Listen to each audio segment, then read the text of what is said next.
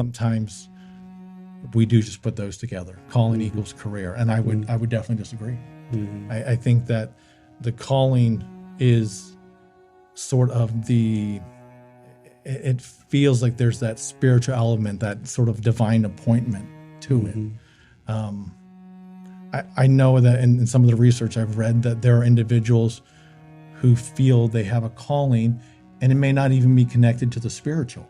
They may be a non-believer, but they feel like that what they do, the job they have, the work they do to help others is their calling, their mission, their purpose. And so when we think about defining calling, I think those two words, mission, purpose, are in alignment with that calling, meaning that the calling and the career can be two different things. And they're not, while they can be the same, they're not always.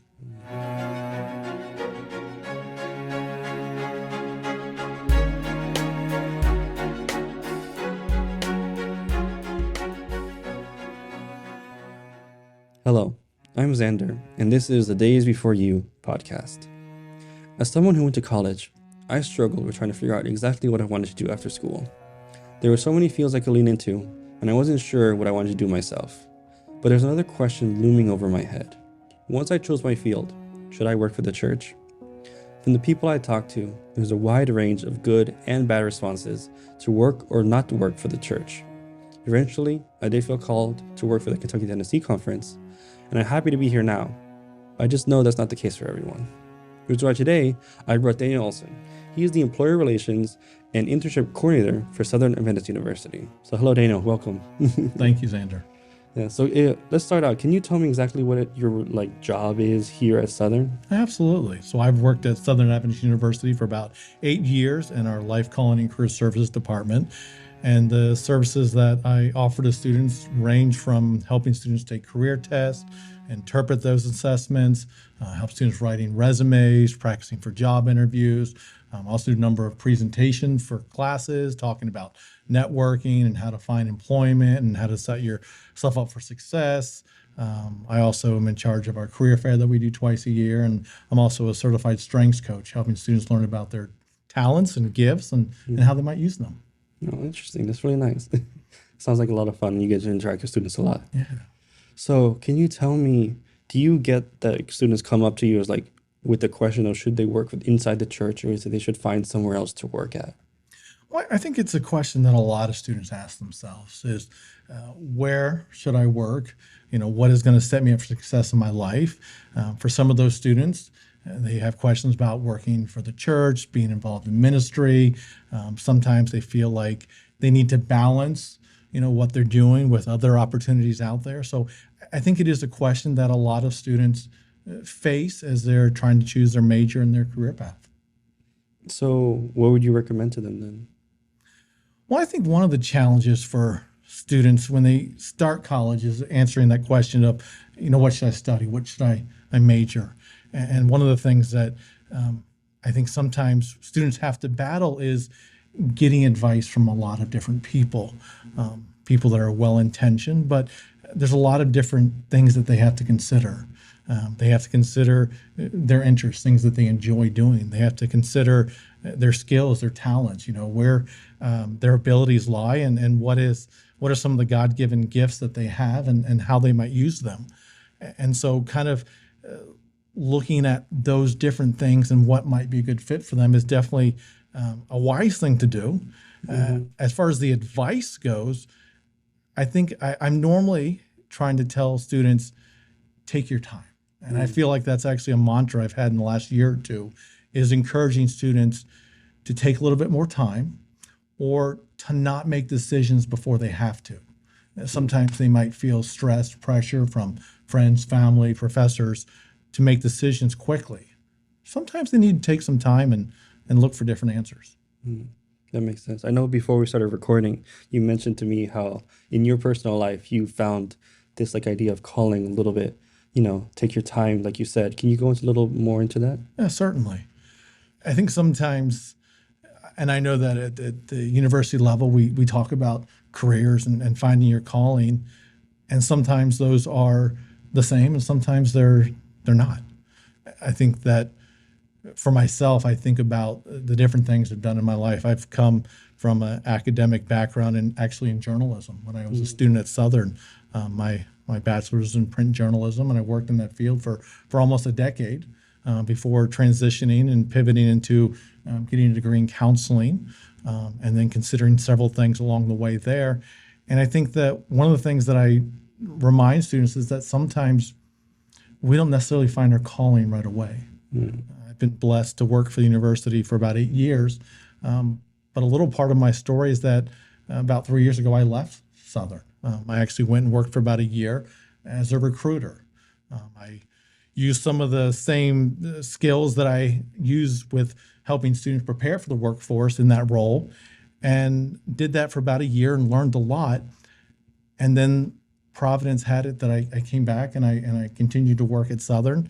And it was the coming back where I kind of realized this is my calling, and that it's taken me, almost 20 years after I graduated from college to realize that the role that I have now and the work that I do with students is a lot more aligned with my calling than what I did when I first finished college. Oh, wow. So basically, like, if you're a student in college, approaching college, and you just really don't know what exactly you want to do, like, or you're worried about your calling, maybe just not worry so much. It might happen in college, or like it might happen way after college. But like eventually, do you think like students will eventually find a calling? I'm hopeful. I'm optimistic that most students will. It's also interesting because we sometimes equate those as the same thing, the career and calling, and we use those terms together sometimes, but they don't always go together. Sometimes our career is exactly that. It's employment. It's something that allows us to be able to meet some of the demands of our life financially and vocationally. And sometimes the calling is something outside of the 9-to-5 day-to-day job that we do. So for some students, for some individuals, I think the calling and the career go together. For others, they might not be, they might be exclusive of each other. Interesting. Wow. So do you think God calls us to certain careers over others, or rather calls us to, like you were saying, callings rather than careers? I think it can be both. Mm-hmm. I think God gives everyone particular talents and gifts and abilities. And I would say that as we think about what your calling might be, I have a pretty good hunch that it's going to be something that uses those gifts, those abilities, those talents. It's one of the things that I really encourage students to do is look more at their skills and their abilities, because I think that there's a lot of good data, a lot of good information available. There's so many different majors, there's so many different academic departments, there's so many different things. Students can do the same major, do the same academic program, and go in a lot of different areas. And sometimes students feel stuck, like, well, what do I do with this degree in business or in healthcare or in computing? And I tell them, if we look at where your skills are, I think that there's a lot of information there that can kind of help us in learning how to use those skills, how to use those gifts, and be able to sort of channel that into something that more aligns with their calling. So how would you say you figured out what your calling is? If it happens to be your career, like, I feel like that's a lot easier, like you said. But how do you figure out like what your specific calling would be? Or how do you know you have that or found that?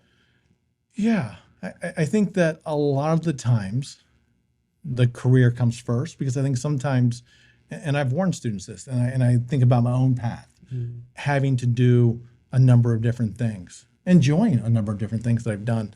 But I remind students that if you talk to individuals, that their career path can be a series of turns in the road.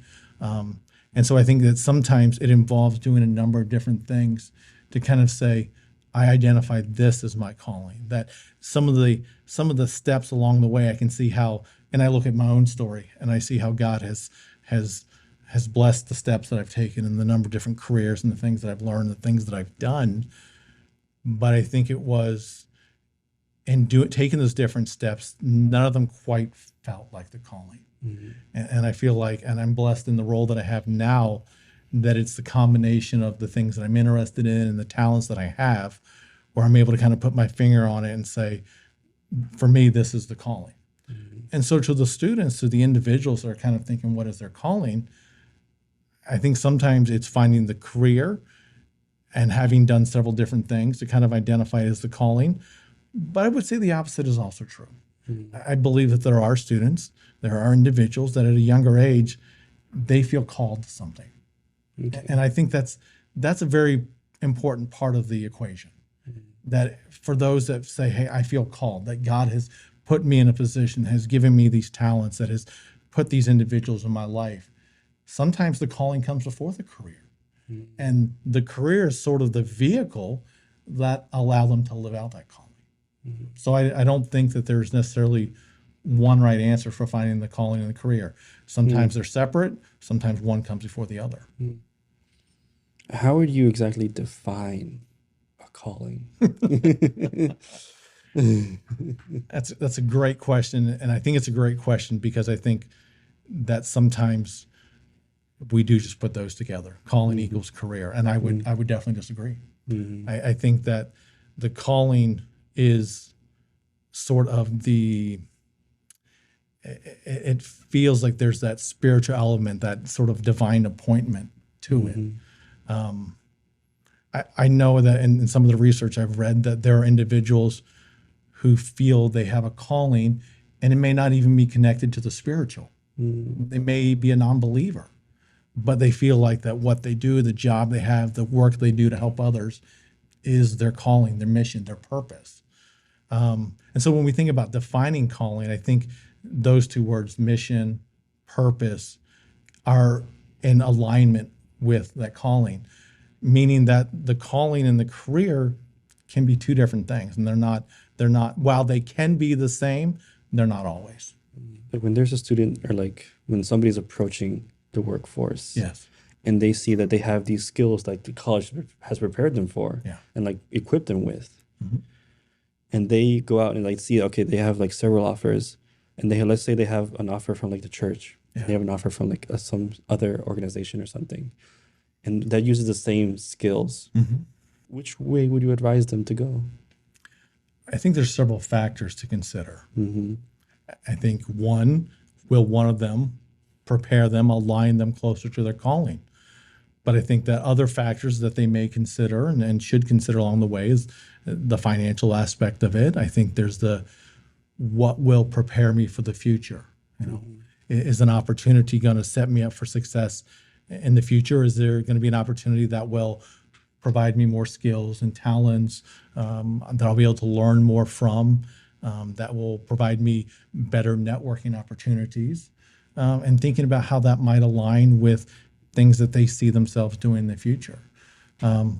It's hard to give a black and white answer to that, Yeah, because I that think makes there's several factors that might complement or even contradict each other when it comes to making that decision. Yeah, no, that makes sense. Yes. So how much would you say is there like a financial role that takes place when deciding whether you want to like pursue a position in the church or something outside of the church? Yeah, I think it's a great question, Xander, because I know that financial stability is something on the minds of, I talk to students who are graduating, who have just graduated all the time, and the financial security is a huge concern for them, and wondering if the role that they're pursuing or the path that they're choosing to go down is going to be able to also provide for them financially. And it actually reminds me what one of my fellow career counselors said at a fellow Christian school here. She says it's important that students find their calling and such, but she goes, at the end of the day, they need a job as well. And so balancing that is tricky. But I know for me, when I think about my own role and I think about what I do here at the university, I know that there are a lot more benefits and things that that fit my needs and what I'm looking for in a career. And I think that the opportunity to be able to work with some of the individuals that I do, and the work that I do in helping students, knowing that in the career counseling that we do, and the career testing we do, and the assessments we take them to, and the job preparation we provide to them, that I get a great amount of fulfillment from being able to help students hopefully be set up for success in their future. That in a way that the tools that I'm giving them, the things that I'm teaching them, make the any sort of financial compensation that I might be giving up, very much worth it. I remind people, I say that, in leaving Southern for a year, I found that I was reminded what my values are. I was reminded what is important to me in a workplace environment, what is important in the work that I'm doing. And while the year away gave me a lot of time to learn, and it gave me a lot of time to reflect as well. And so I think it's important to remind people that when we think about our career and our calling and the role that the financial compensation might play, that there's a lot more at the end of the day than just the paycheck. And that while the paycheck's important to help us take care of our life necessities, that there's a lot of other things that go into that decision and very important things to consider. Yeah. I know, and I kind of said this in the beginning about kind of giving the heads up, because I know that my views on calling differ from some of my wonderful colleagues here at the university, where they feel like calling is something they can give you a test on, or that you can figure it out inside of your first year, certain activities or things you do. And like I said, to me, that's something I kind of I push back on a little bit, because I think it's a lot more involved process. Finding your calling isn't something that happens overnight. It's not something, finding your calling is not something you can take a test for. Finding your calling is not something that you do a job for a few weeks and then quickly check the box of I found my calling or I dismiss it as my calling. I think it's a lot more involved process. Would you say it's more about their journey itself than the destination, or is it like reaching that destination?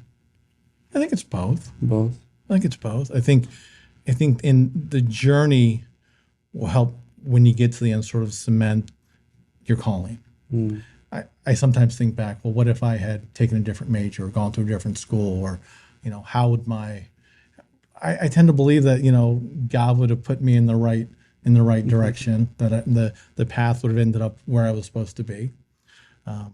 I kind of sometimes think about it as sort of an athletic coach, where you make decisions during a game. And I look back at my past and I think, at the time, hopefully in God's leading, that I've made the decisions that I think were best. But at the time, then you look back in the short term and you go, well, maybe that didn't seem like the right decision, or maybe I took this job, or I did this, or I missed this opportunity. But I think it's when you get to the end, you can look back and say, well, the decisions I made along the way, for the most part, have made sense. Like, I can see God's leading in them. Even when I couldn't necessarily along the way, I think, okay, I'm thinking I'm making the right decision. And then you get somewhere, or you do something, you go, maybe you're questioning it. It's when you get to the end and when you kind of say, okay, looking back, I think it all makes sense, that there was a method in the madness, and God did know what he was doing the whole way. Yeah. That's fair. What about to the students who maybe college just isn't the best resource for them? Yeah. Like, how do you discover, I'm just going straight from high school to the workforce even? Yeah. I think it's a great opportunity for some students. I think, I kind of joke that for some students, college is 13th grade.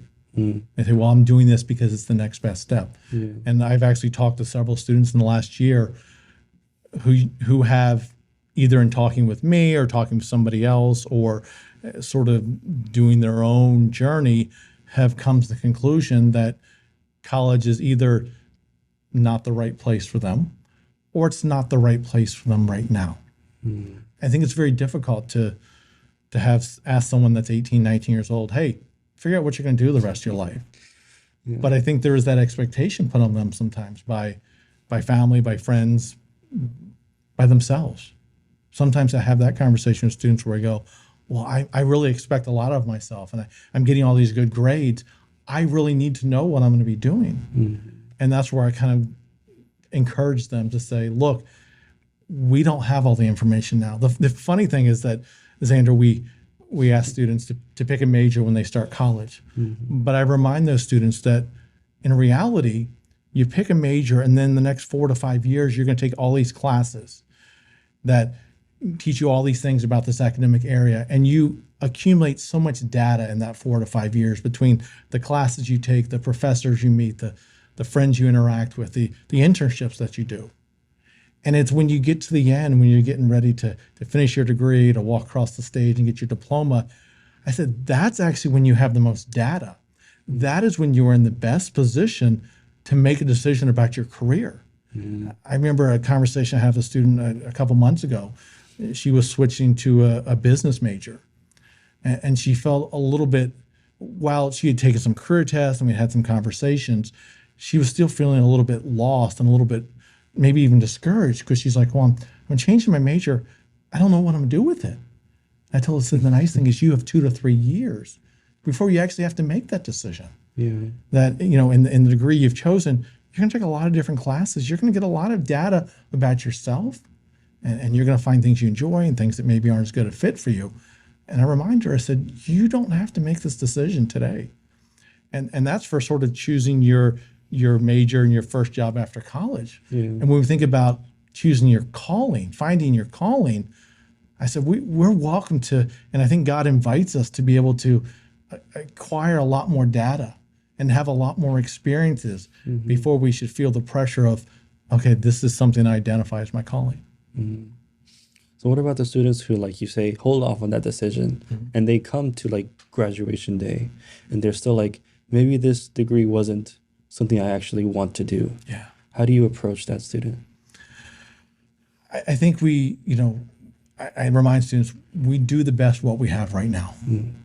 And maybe that involves working in a job that isn't a great fit for you right away. Maybe to be able to provide financially, for example. Maybe it involves doing something that's a little bit different than what you originally saw yourself doing with that degree. Maybe it involves going back to school. Maybe it involves networking and shadowing. I know that for myself, there was a time in my life where I questioned whether I was going to continue in the career I was in. And one of the things I did was talk to a number of individuals in my life and ask them about their job and what they liked about it and what skills were required for it and what got them up every morning to go into work and what they didn't like about it. What frustrated them about their role, in an attempt to kind of learn a little bit more about all the different things that are out there to do. And so I think that for that student who gets to the end of their college degree and says, I'm still stuck, I'm not quite sure if I think it just means it's time to do some more exploring. And the exploring might come in addition to the job they're doing. And the job they're doing at the time is allowing them to continue to explore and to not feel like they have to have the answers figured out right away. And again, I would remind that person, talk to a number of older individuals in your life, and you'll see that their career path has gone all over the place. It's very typical. A recent survey of Americans showed that about 52% of all Americans indicated that they have thought about changing jobs or changing careers in the next year.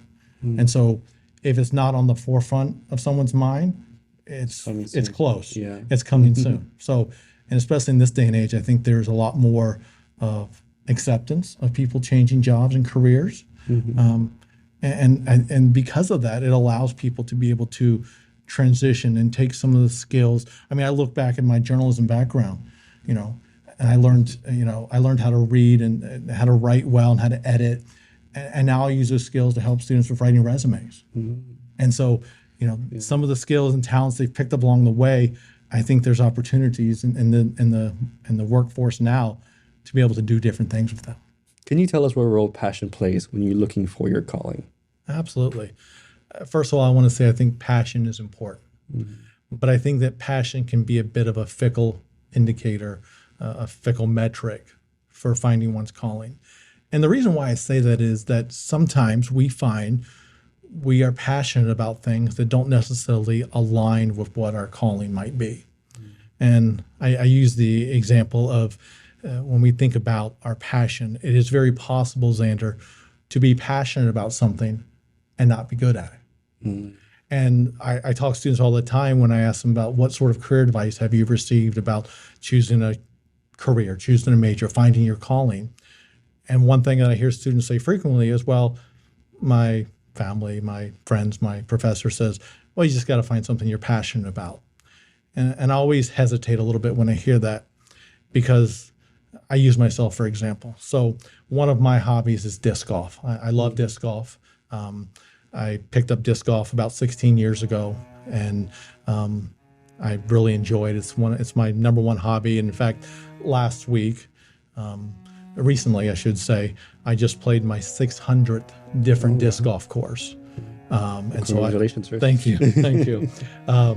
And I've disc golfed in 24 different states, and it's something I very much enjoy.